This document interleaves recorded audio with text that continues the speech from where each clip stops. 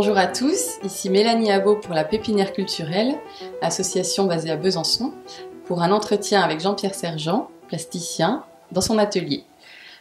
Donc bonjour Jean-Pierre. Oui, bonjour Mélanie, bonjour à tous. Bienvenue à l'atelier en ce jour du 13 octobre. Il fait grand beau dehors, donc la lumière est superbe. Mélanie, merci d'être venue, d'avoir accepté de parler avec moi, et je pense qu'on discutera de choses très intéressantes. Donc je te laisse poser toutes ces questions. Merci. Alors nous sommes en 2017 et je vais juste redire un petit mot sur l'association. Donc fondée en 2014 par moi-même avec des membres fondateurs, une trentaine de membres fondateurs issus de pays différents et de différents continents, la Pépinière culturelle a vocation à aller à la rencontre d'artistes et les mettre en relation avec différents publics dans le cadre d'ateliers, d'expression, d'expositions, et pour favoriser la rencontre interculturelle.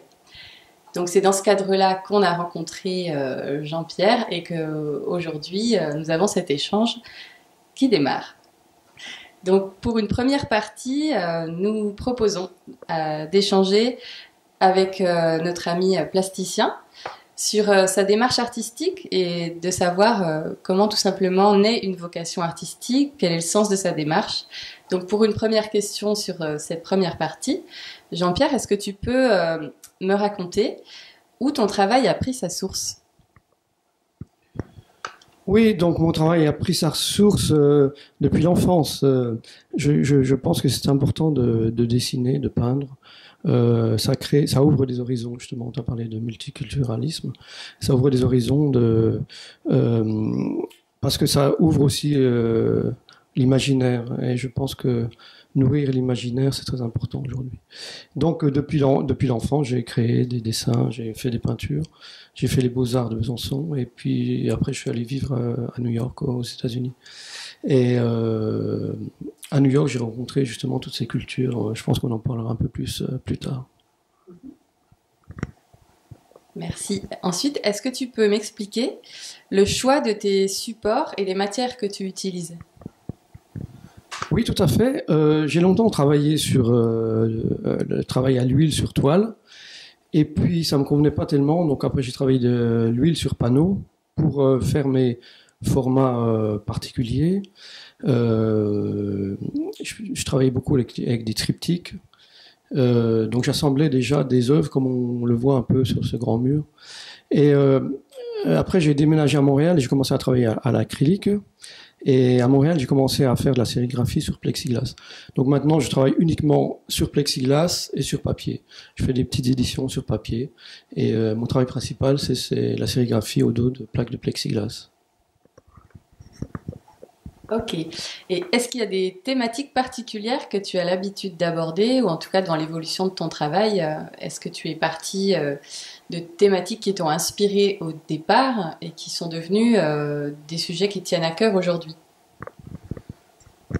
Oui, tout à fait. Au départ, mais je travaillais l'abstraction géométrique, c'est-à-dire je mettais des plans colorés les uns à côté des autres. C'était dans la lignée des peintres américains comme Roscoe, Barnett Newman ou Jackson Pollock. Et c'était une recherche d'une dimension spirituelle, d'une dimension cosmique. Et petit à petit, j'ai réintégré l'image à partir de mon séjour à Montréal.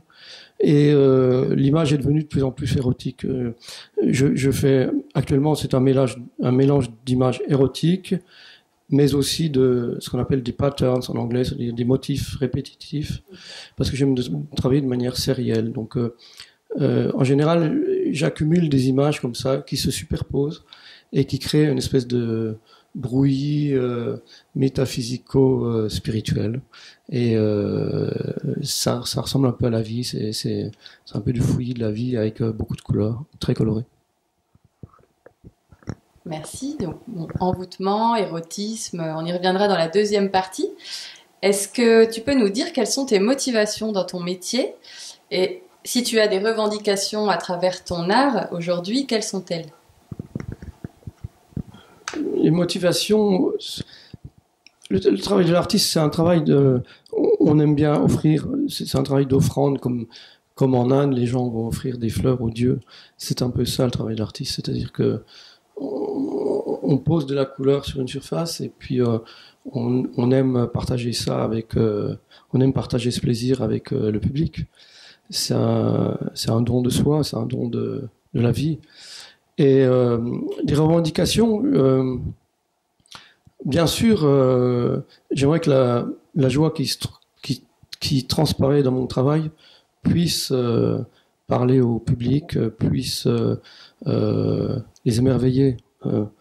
Je pense que aujourd'hui, les gens ne s'émerveillent plus de rien. Donc, pour moi, l'art doit être un émerveillement, toujours. Merci pour cette première partie. À tout à l'heure.